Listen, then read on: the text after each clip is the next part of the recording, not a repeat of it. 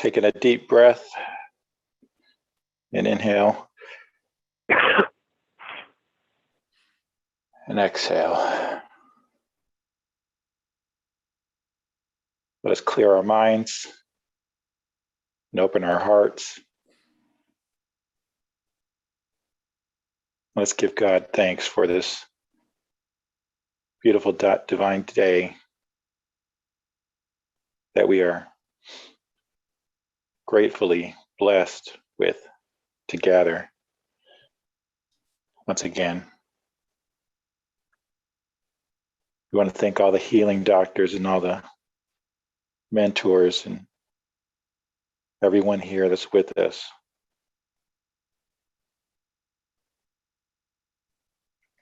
Keep your minds open and clear and allow the healing to come through today.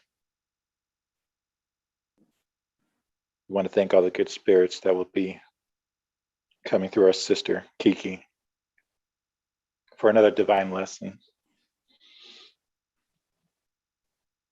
And that we continue to remember to take this into our hearts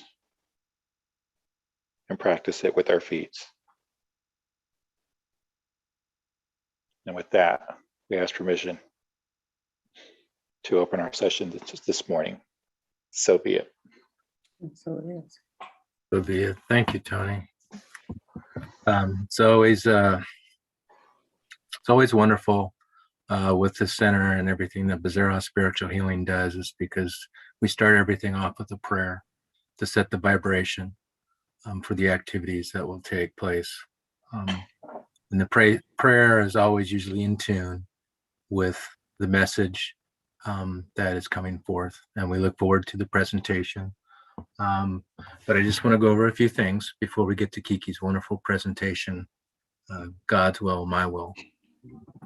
So we're a member of the United States Spiritist Federation. Beliefs are around scientific, philosophical, and religious principles of Spiritism. A manual taught that knowledge and love are the wings for our spiritual evolution, with two parts. First, speaking. Participation is important. Your mentor is supporting with insights from the speaker, reflection, working along the week to sustain the energy you are receiving while in the center. So it doesn't stop here. After we're done today, it carries on throughout the whole week. You are guided, you are supported, and the message is for all of us to take out into the world, as Tony's prayer was, to take it with our feet. So the second part is the hands-on healing for today. And I don't know, I think it's Tanya who's going to be doing that part. We have services and classes, other services and classes, and you can see on the agenda here that we have on the screen right now our classes, which are on Tuesdays, Light Ahead at Divine Light, presented by Sunshine. Wednesday, Fraternal Counseling, 4 to 7. You have to make an appointment for that. Thursday, we have Spirits Book Study, 6:30 to 7:30. And then from 7:35 to 8:05, Happy Life Book Study Group at Divine Light, again, led by Sunshine. And then also led by Sunshine, Action and Reaction on Fridays at 6:30 to 7. And on Sundays, I believe it's the even Saturdays. I don't know where we are because I've stepped away from that for a while. Robbie's been helping out with that, Spiritism for the Youth. And then we also have in the evenings on Sunday, our wonderful sister, Sunshine. She's a busy little beaver with the Gospel of the Spirits to teachings to help everyone with the education, which is very important. So in the chat, or it's more information regarding all of what I just mentioned in regards to the services. So take a look at the chat. If you need assistance in any of that, the information is there and how to access. Of course, you can always reach out to any of us throughout the week to talk to us about any of those activities. So with that said, let's turn it over to Kiki. But before I do, I want to read her bio. Kiki Feresin is blessed to have been raised in a spiritist family that taught her the study of the gospel since she was a little girl. While working on her inner transformation, Kiki seeks opportunities to serve and to put into action lessons taught by Jesus and the good spirits. Her mantra is accept with gratitude, believe with conscience, work with love. Kiki is a member of the Bezerra Spiritual Healing Center and the secretary of the BSH Board of Directors. So let's please welcome Kiki for the presentation on My Will and God's Will.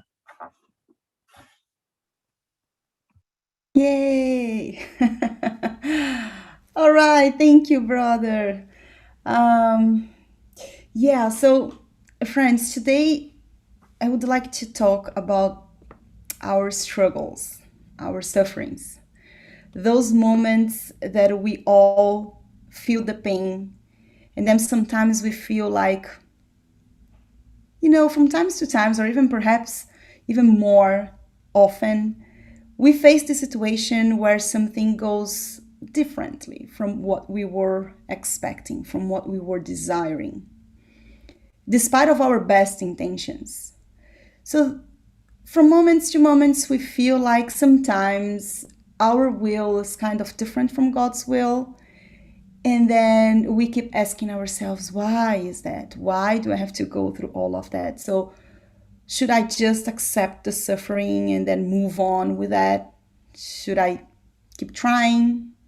When it's time to understand if I'm being stubborn or if I should be persistent to something. We know that high spirituality says that the answer lies on us. But sometimes the answer gets so blurred. How to know that? So the invitation today is really for us to reflect on understanding those small signals from life, finding courage to pursue whatever successful path we are looking for. And I think that the most important thing for us right now is to be aligned on what is success. What is the success that we are looking for? So for us to start that reflection, I would like us to go back to our creation. And then just so you know, all the reflections that I will share with you guys, those are all collections from the Genesis, the book that Allan Kardec wrote with the high spirituality, from the Spirit's book, and from the Gospel, mainly. And when we read about the creation, and then this you can find on chapter 3 of both the Spirit's book, book 1, and the Genesis, we remember, we can read that we know that we are made of God, right? Like we are a creation of God. So we can think that we do not have this, we shouldn't have this inclination for evil because our creation is pure. But one of the things that we have to keep in mind is that God's attribute on us is with regards to its purity, not in its perfection. The moral perfection is to be achieved with the merit of our free will. Otherwise, there wouldn't be progress, right? Because we would have been created just godlike. And then there wouldn't nothing for us to be rather than like working for our brothers and sisters. So I think that a good analogy for us to do in here is to think of ourselves as children that we discussed a lot last week. But children, they are pure, they are naive, but they yet do not have clear conscience to discern what is best for them. And they have to learn through experiences. The experiences that they go through, they understand this is good for me, this is not good for me. And you know that good parents are those not that give everything for their children, are those who teach their children to look for their goals, to look for, to achieve whatever they are looking for. So from a divine perspective, success is when we achieve this moral perfection. Before that, we are all under development. This is where we are right now. But from a material perspective, though, because God is merciful and so kind, Success is the best version we can be within our evolutionary state. What this means is, if we know about something, success is to put that knowledge into practice. Is to be able to bring our best version, knowing that our best version is still under development. So keep that in mind when we think about what is a successful life. And then still talking about our creation. Our primitive senses were the ones that awoke first. And that makes sense, because when we are reminded about how we were created, when we were created, we were in that age that it was necessary for us to preserve our nature, it was important that we have that material instinct of survival, of hungry, of safety. So in the Genesis, we read on chapter 3, instinct is the hidden force that drives organic beings to spontaneous and unintentional acts, having their self-preservation in mind. Now, thinking about all the moral laws, when we look in the Spirit's book, we have all the moral laws. The moral laws are preservation. It's part of the moral law. Destruction is part of the divine law. Society is another one. So all these laws, they create boundaries that will support us to awake our divine conscience wherever level we are. By now, we might understand that killing each other is not necessary anymore. We know that we don't have to do that. But at some point in time, this is what we needed. And this was necessary. That was not evil, because that was the stage that we knew by that time. That was part of the progress law. But then, as we understand those boundaries, what works and what doesn't work, we carry this understanding for our next lifetime. So then we know how to avoid those situations. And that's how we ended up in a situation or in a level that we start evolving our morals, not our intellectual needs anymore. The problem with this is when the moral evolves in one pacing, and then we allow the remaining primitive forces to speak louder, resulting at the end of the day in pride and vanity, which are the two big problems that we see from the Spirit's book that are the cause of all suffering and struggles.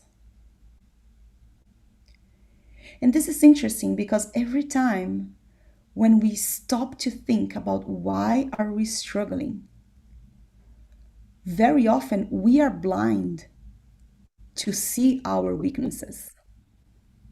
We are blind to see the pride and the vanity because we feel like we should be happy regardless. And that's true.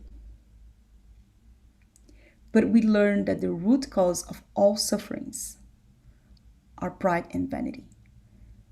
So we should go back and try to understand in that. Try to understand why our struggles.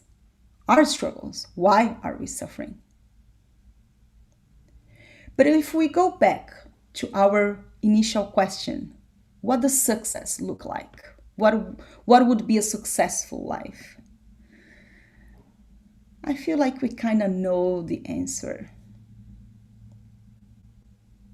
I think we should know the answer. Or even if we know the answer, I think that the biggest struggle is how to get there.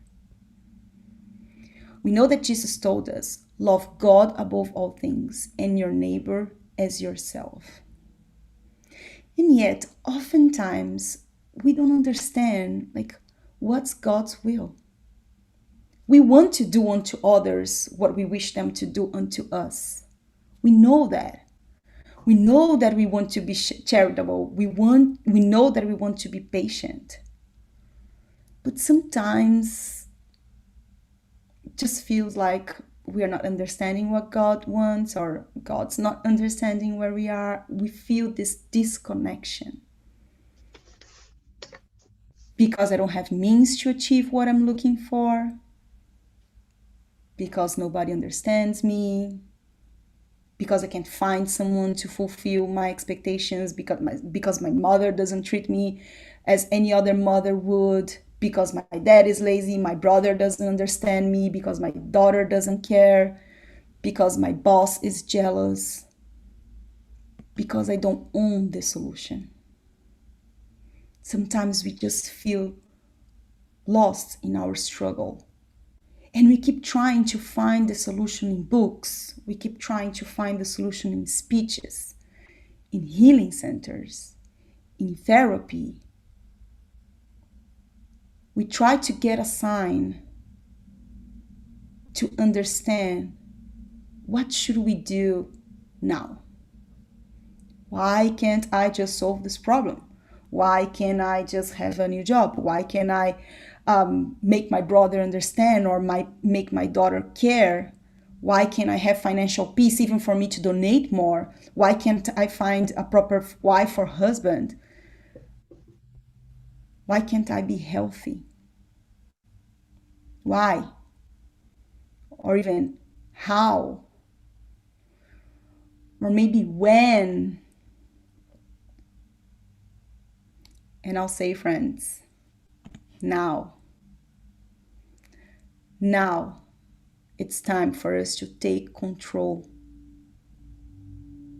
to create means to do whatever we wish to happen. To do that, it is not enough for us to be aware of the problem. And I feel like that's what we used to do. We tend to look to the problem and marinate the problem and look all the faces of the problem. And then we are focusing one single solution. The solution is my mom to change. The solution is my brother to understand. We must be open-minded for the solutions. Because remember, since we were created until now, we've been carrying those primitive instincts. And those primitive instincts, they are so strong on us that they keep leading us. They are leading us to the solutions that we know.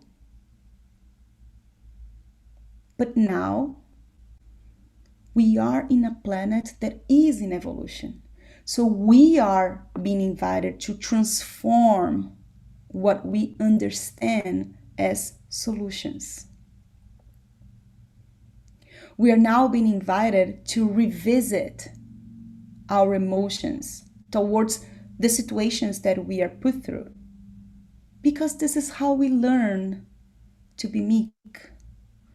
This is how we learn to be peacemaker. This is how we learn to be tolerant, to be more charitable. This is how we learn to be merciful. So what I'm saying is not that you are the problem. No, I'm not transferring to you, to your version of today, like your today's version, the problem. We know that at some point in life, we will understand what brought us here. But by now, nobody wants to suffer. Nobody's choosing to be ill. Nobody's choosing to struggle with jobless. Nobody's wishing to struggle with family issues. Neither God. We shouldn't transfer to God, I'm suffering because God wants. No. The struggle is a pain point for us to change. And when I say change, sometimes we cannot change the situation, but we can change the solution. We can change the way that we look to that. And when we say solution, not always the solution is the one that we will perceive as our best well-being. Maybe this is the best well-being of our brothers and sisters who are surrounding us. When we think about missionaries like Mother Teresa, Chico Xavier, Bezerra de Menezes, Divaldo Franco, Allan Kardec, you name it, we read how challenging their lives were. And we hear that they dedicated an incredible amount of time and energy towards others, towards the mission that they were working for. Although sometimes we feel like we are so far away from them, but we should learn with them, because none of them, no exception, all of them started just like us. All of them, no exception, had sufferings in their life. The difference is that they changed their sufferings, their struggles, and they made their life be the mission that they decided to accomplish. They started simple, and then it became huge.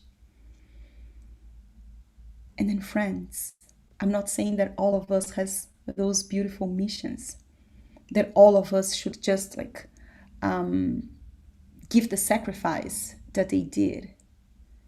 But we cannot neglect the fact that each one of us has our own mission. And if we are here studying, doing our best to be better, if we are here trying to find our best version, not only for us, but also for others, we cannot neglect that that comes with sacrifice, not because God wants us to suffer, but because those sacrifices helps us to sacrifice the pride that we've been carrying over and over. We have to crack the path. We have to understand how to sacrifice the pride for us to be more patient. We have to learn how to sacrifice our vanity to be more generous. We must sacrifice our bias for solutions we've been carrying for so long. So then we can open up our mind to what could be a new solution. And then hopefully that new solution will be something that is what we've been learning with Jesus. So we do own the solution. If my mom doesn't love me, if she doesn't want my love, I will love another person who needs care. It's about giving love. You know what I'm saying? If I can't bring back someone very dear that I lost, I can take care of someone who is in need. So many people in need. If my health doesn't allow me to go out and feel the nature because my body is extremely ill, I can take care of my soul. I can be gentle to myself. So what I'm saying is that when something we want very, very, very, very bad, and we are working hard for it, but it still doesn't seem to happen, it doesn't mean you must quit. It also doesn't mean that you must keep doing the same things over and over, trying to find a different result. It's not going to happen. But this means that this wish deserves an attention. It is begging your attention. Like, Chris, pay attention. This is not happening for a reason. Red flag. This is a red flag from life, preventing me from something that is not what I need for me to accomplish the mission, my mission. And then you can say, but Chris, I don't know what my mission is. Great. Because not knowing the mission is exactly what will grant us the opportunity to awake the divine sense that is now dormant. Remember, we've been carrying and we've been developing our primitive instincts, our primitive senses. How many times did we have to die for us to know that we can't just fight a lion? To kill the lion? How many times do we have to come back to understand that the solution might not be my mom look at me with other eyes, might not be to get pregnant, might not be to find a husband or a wife.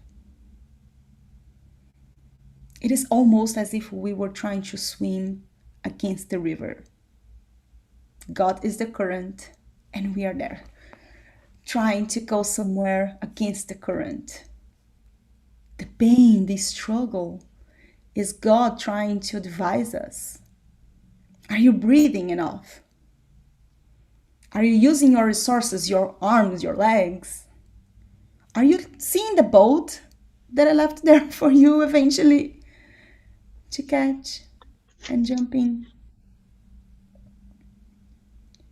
We must remember that we have a merciful, loving Father that doesn't want us to suffer. If we are suffering, it's because we are using the wrong tools to accomplish the mission that we were assigned. We are endowed with everything we need to accomplish our mission. That's not new. So if whatever we are looking for, it's not being accomplished, we are not being able, we feel like we are not moving forward. Red flag. Try to dig deep on the roots of that cause, of what is causing, or how you want that dream to happen, or when you want that situation to happen. We tend to be very, very specific.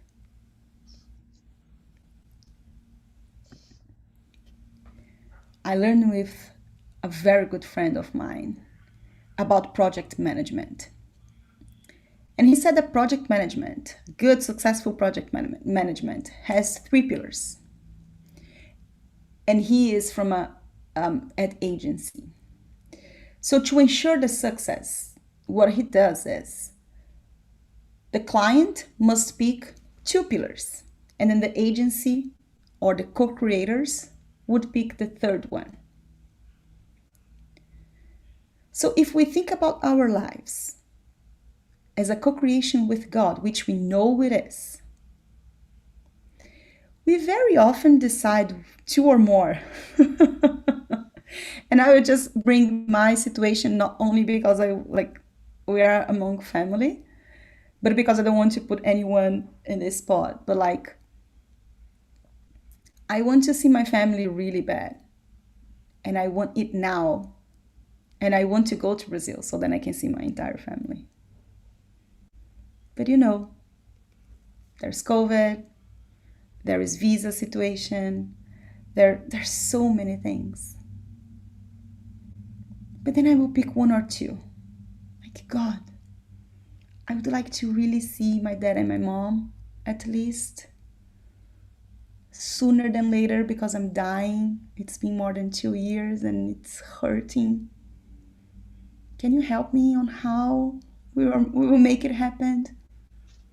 And then instead of going to Brazil, they will come back. They will come to the US. And then, of course, friends, this is just an example. This is just a simple example. But what I'm trying to tell you is, if you pick two, allow God to participate in your life and help you with the third pillar. Not because He's trying to punish, but to ensure the success of the project. Otherwise, it will be a one-man project, which we know, if we decide to remove God from our project, it will get it even worse. We will be rebellious, we will be angry, we will be demotivated, we will be extremely tired. We won't be able to find other solutions. This is dangerous because these type of emotions are the ones that are feeding those primitive instincts that we are trying to get rid of. So instead of us being able to transform that erroneous senses, we are trying to unlock new divine senses.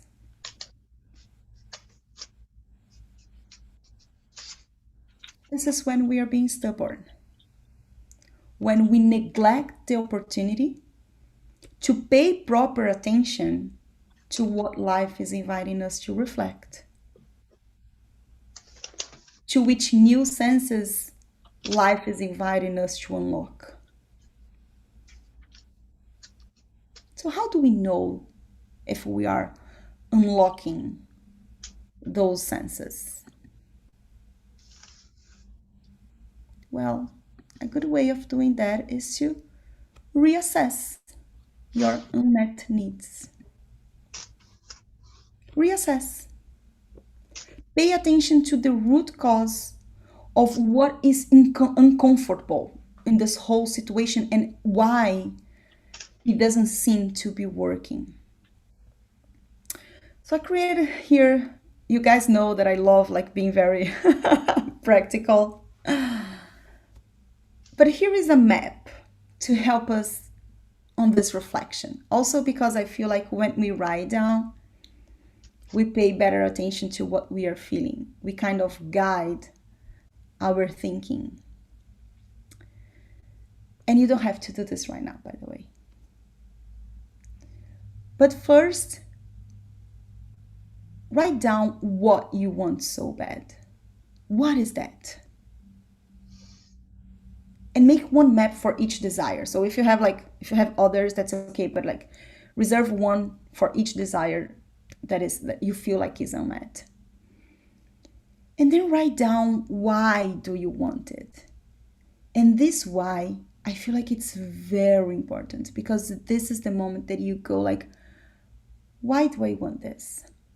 But why? Why? Why?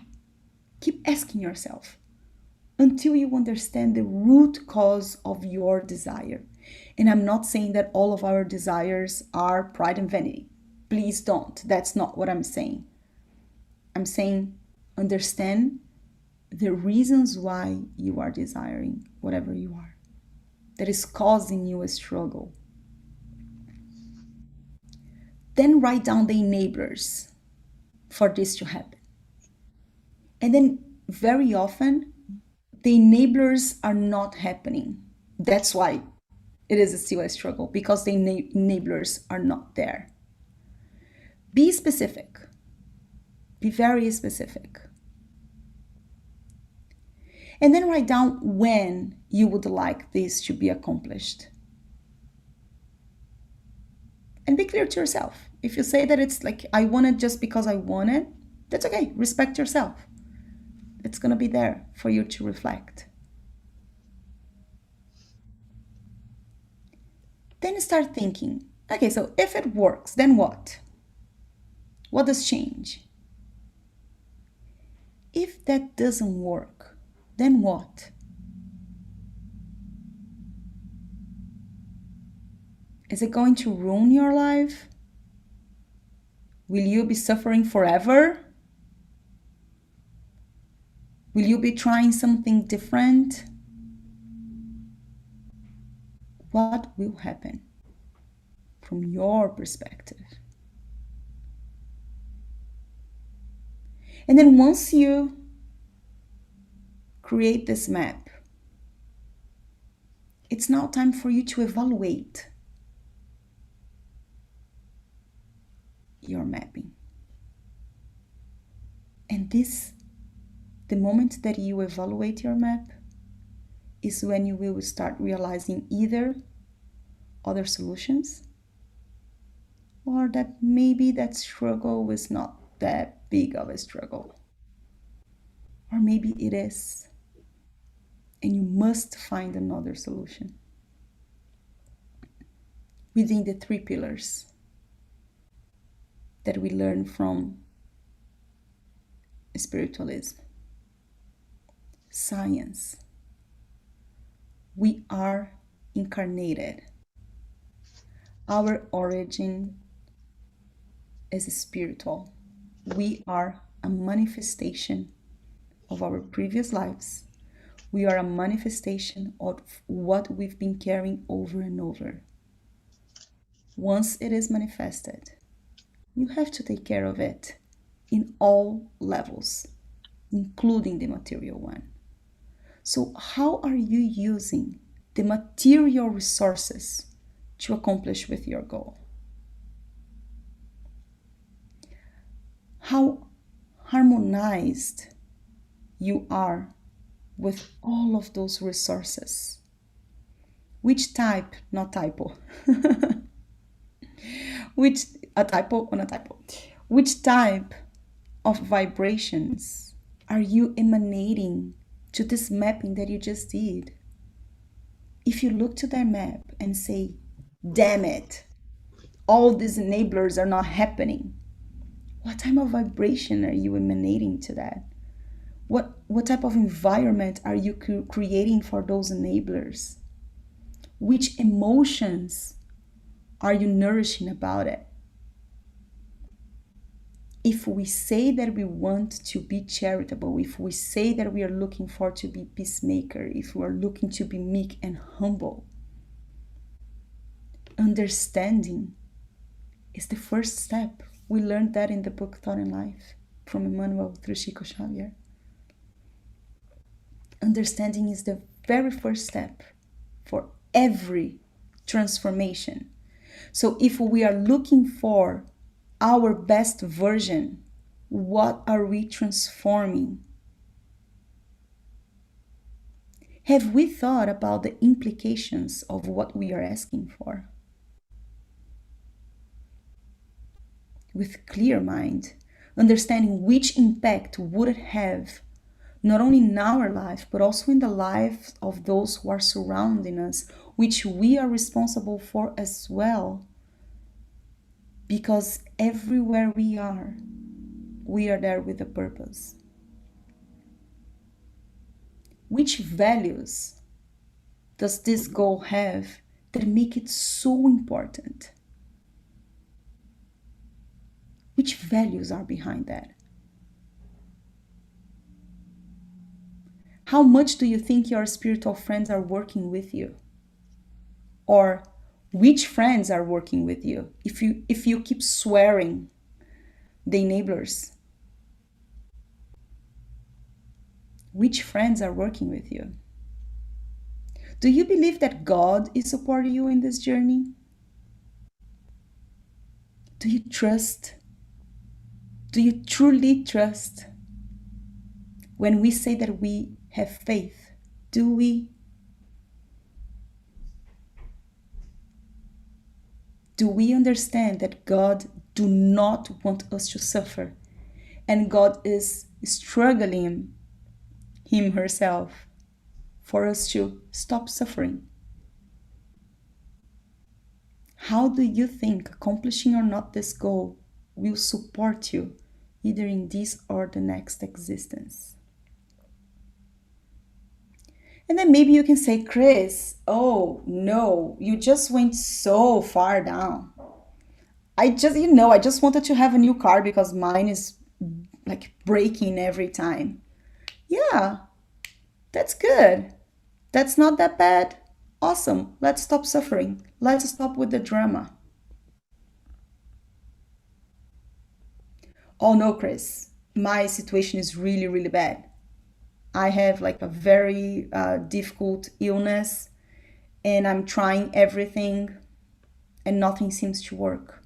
All right. How can we take care of your soul, of your emotions, if there is nothing else you can do in terms of the physical level and spiritual level? What else? Will you keep rebelling? Or should we try to build the best environment ever? And of course, I'm not saying that this is easy. This requires a lot discipline. Discipline, respecting and going through whatever science tells us. Discipline, understanding what philosophy is bringing to us.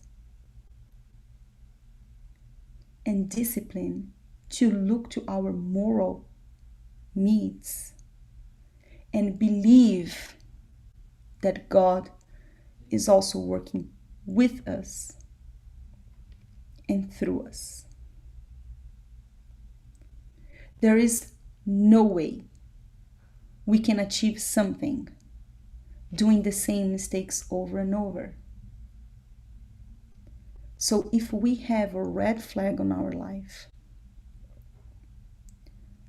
let's look to this flag with love and try to understand. Go deep. Our heart will know if we have to accept with gratitude. Our heart will know how to use our reason to believe. And our heart will prepare us for us to work tirelessly with love, not only towards ourselves, but also towards others. Friends, don't forget, Jesus does not want us to suffer. We have the resources we need. And I would like to finish with this thought from Emmanuel through Chico Xavier, that for me explains everything about how God acts on us. Love is the silent hope of heaven, awaiting the evolution of all principles while respecting the decisions of all consciences. So let us not forget that Jesus doesn't require us, God doesn't ask us to be perfect, but it asks for us to be better each day. And remember that this means to put in action our best version. And our best version is when we can apply our knowledge. So if there is a red flag, this is our teacher telling us, oops, you know better. You know better. Dig deeper. There's something in there. And that's why we are here. This is a family that helps us not only to deal with all those situations, because I'm not telling that it's not going to hurt. It hurts. But we may not suffer with that hurt. We might understand and we might find the strength on our brothers and sisters. So then we can go over whatever we have to, looking for other options, looking for other solutions. But definitely finding happiness in every step of our journey. That's my deepest wish. I always ask God that we can keep progressing through good experiences. So, my friends, my desire is that all of you, including me, we can all keep progressing. We can all not neglect the opportunities that we are giving to review, to transform, and to bring our best version. And that's it for today.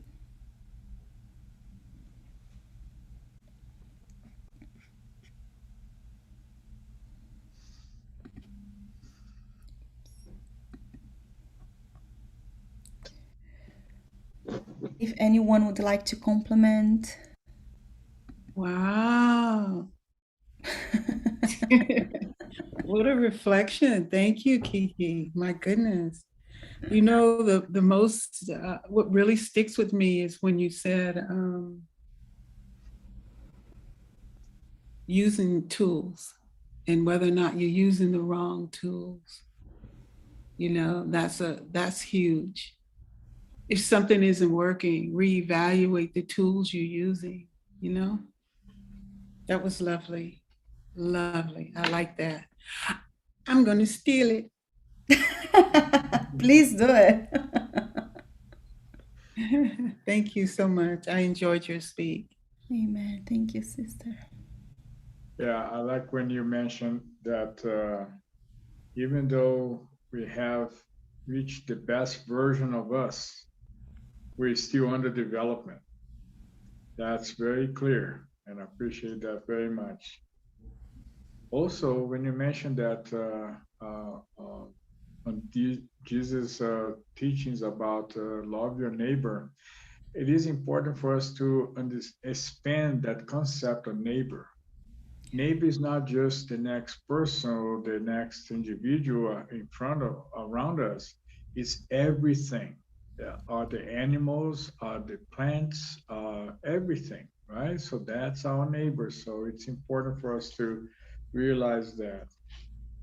And also that when you had that display about goal setting, was very interesting. I appreciate the effectiveness of continuous reflection on the science, philosophy, and religion aspects. But I would add something to that, which is the timing of that realization. The timing is not my time, is God's time, in a sense that nothing is allowed without his permission. So sometimes I want to realize something like right away, like right now, but I'm not allowed to do that because it's not the right time. So we need to develop that patience to understand that yes, it is important to continue to work and improving ourselves or investing on that goal, that idea, but timing is something that is really not much of our control. Yeah. Yeah, but I appreciate your presentation. Awesome. Thank you. Amen. And you know, brother, one thing that you mentioned about time, I think that it's that pillar about like scope, what you're looking for, how and when. We do have, like, I mean, we can, if we want, we can make means for things to happen. It doesn't necessarily mean that it will do how or what, because we have the free will. And God's so merciful that he grants us everything that we want. Of course, it's not going to, I mean, I understand what you said, because exactly, like, we are not going to do something that is not allowed. So it will be prevented. We won't be able to. But there are some situations that, like, if you want something so bad, and if you know that that's not going to hurt anyone or it's going to do good, you are allowed to do that. Not necessarily exactly like you were looking for, but Yeah. you will be able to. So I think the Well, free will component yeah, look is at the what decision. the example of JFK when he set up that commitment to place a man on the moon and bring it back safely by the end of that decade. That was awesome. because his intention was clear. And once your intention is clear, all mechanisms will appear to make sure that you realize that, because that within God's will.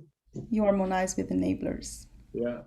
And Charles, when we look at Paul and Stephen, right? Yeah. I think when we really elevate ourselves, the timing is ours. Yes. Right? It's just when we ask for things, then we're not always aligned, right? Because we're not. Yes, I think that's There you go. Thank you, sir. Sunshine. Thank you. So what is very important, what you brought, Kiki, it is bringing everything together on moral evolution, intellectual evolution. And when you bring the explanation of how what to scope when you do it, and how to invest on it, the science, the psychology, and the religions, how to recess, and you put in there what, why, enablers, and when, what to do that. So you brought to us a lot of synthesis here so that we can cooperate with our will and God's will together. Because when we align the God's will, first we have to accept, we have to have acceptance of God's will. And secondly, we have to be obedient. Because sometimes we accept, but we ignore it later. Yeah. And so what you brought to us and classified everything together, helping us like is a roadmap to guide us in our road, what we came here for, why we are doing here now, and how can I achieve this in my life. When we ask to ourselves, and so many times, like inner transformation, it is forever, it's past, it's present, it's future. We will never be rid of our inner transformation. So our intellectual evolution, our moral evolution is part of our daily transformation, moral, intellectually. And love God above all. The question is, are we loving God above all? Are we allowing God to really manifest his will on our life? Yeah. And how can I expect this? What is my part? Like all of you brought to us, and we have to still asking, how can I understand, accept, and do God's will in my life?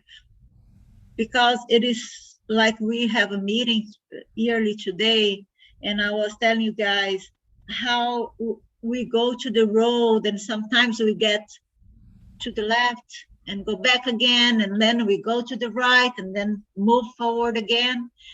And that is why we have our spiritual friends, our spiritual guides, our mentors, even as physical incarnate mentors, because we can have some good friends, or right here, right now, everybody can be a mentor, bring us a message to help us to understand the will of God in our lives. And so when we manifest, accept, when we saw Daniel Assis talking to us a while ago about the fall of Paul of Tarsus from his horse, what that changed his life.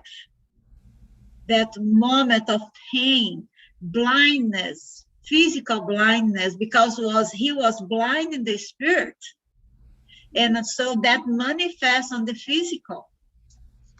So maybe not maybe, for sure, sometimes we think we're so on the right path and we are not open our ears, open our minds, open our heart to accept the guidance of other around us, next to us, from religion, from the philosophy, from the science. They are teaching us, giving us message. We make the question, like you said, but we are not willing them to manifest. We are not stopping to meditating. If that is an answer from my questions that I did and I asked God, and then now they are using like Brian, they are using Sunshine, they use you, and to give this message to us. And I'm not willing to accept. I'm not willing to meditate on that. So God's will, my will and God's will need to be aligned together. My heart with God's heart, my mind with God's mind. So the essential of life is that what we hold. And the essential of life is not what you hold. The essential of life is what you offer and how to offer it. That was beautiful. So that is the message came when I was listening to you. It was beautiful. So thanks so much for putting us to think, to move our will, and to even find that God is speaking to us through your speech, through anyone teachings here, to anyone message here, and allow this with our will. Thank you so very much. God bless you. Thank you. Thank you to the mentors. Thank you. Thank you, Kiki, for this wonderful, beautiful presentation. Amen. There were 3 slides that jumped out at me, and I photographed them for my work, my inner transformation. This was, to me, it spoke of inner transformation, of how to look at ourselves and how to make the improvements where we need to make the improvements. And the first slide that just grabbed me was reassessing your unmet desires. And Charles had talked about a little bit about God and God's influence on this, and maybe the desires are not coming to fruition yet because in God's time. There are things that God wants you to do first before what you desire to come to fruition, that you have to do in order to allow this desire to come to fruition. It could be wanting to be a medium and helping others, but you have to remove the pride that is in the way of, look what I can do, instead of what I can do for my brothers and sisters. And then the next one was the tenets of spiritism, science, philosophy, and religion. And what popped out at me was, under science, was, are we in harmony? Are we in harmony with our will, our thoughts, and our actions? And I think back of, reflection. When we lay our head down at night, when we get up in the morning, or when we do things and we think about what we just did, are we in harmony with that? And then philosophy. How does it impact others? God wants us to love God and our neighbors. So how we think, how our will is set, how our thoughts are, and how it comes to fruition through our actions in the physical world. Yeah. For me, I look today at how I impact the person on my left, how I impact the person on my right, how I impact the person in front of me and behind me. I didn't used to do that. I thought, I remember a time when I had a girlfriend. I made a peanut butter and jelly sandwich, and I poured myself a glass of milk, and I sat down on the couch next to us, and she goes, "Where's mine?" I still at moments didn't think or learn from that, because I would make something for myself in my house today, and my wife would like, "Well, is there anything for me?" Now I finally have gotten it to where I think about, okay, if I'm going to do this, do I need to do it for someone else? And how is it going to help that other person? And then the last part of the slide was the religion. And do you believe that God is supporting you? And faith today through Spiritism. I know God is always there. God always has a mentor next to me. I'm always getting the message of, Brian, maybe you need to think about that again. Is it in line with what you want? And how does it serve others? And then the last slide was how beautiful to end it with love. Truly, what is love? And love is God giving us the free will to learn and to grow. And in doing that, you allow everybody else's growth to occur at the same time, at their own timing, and respect that. This is just a beautiful presentation. And I hope I haven't taken away from everyone else who's spoken here today. It's just wonderful to be a part of this and to hear your presentation and coming from your heart too. The love was just emanating when you were presenting for all of us. You did that with a thought of us, not of you. And you were true, an example of what Emmanuel talks about. And the last slide is love. Thank you. Beautiful reflection.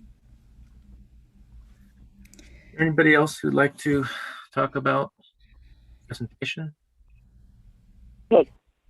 Kiki, thank you very much. This is great to keep going through the week, and it sure lets me realize there's a lot of places where I decided to pick just one thing and think that because I decided I should be focused on one thing, to not even want to see anything else, because it was more convenient to say, I will be very careful with my pride, but waste people's time, waste resources, because I didn't look at the bigger picture.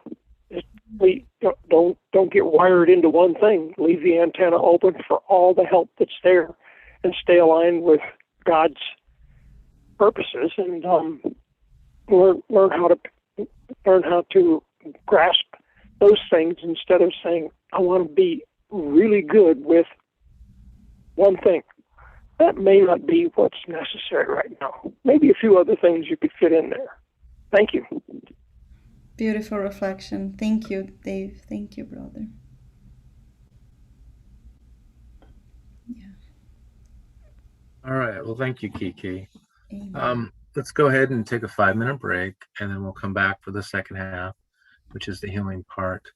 Hopefully you all have time to join us, and when you take your break, grab some water.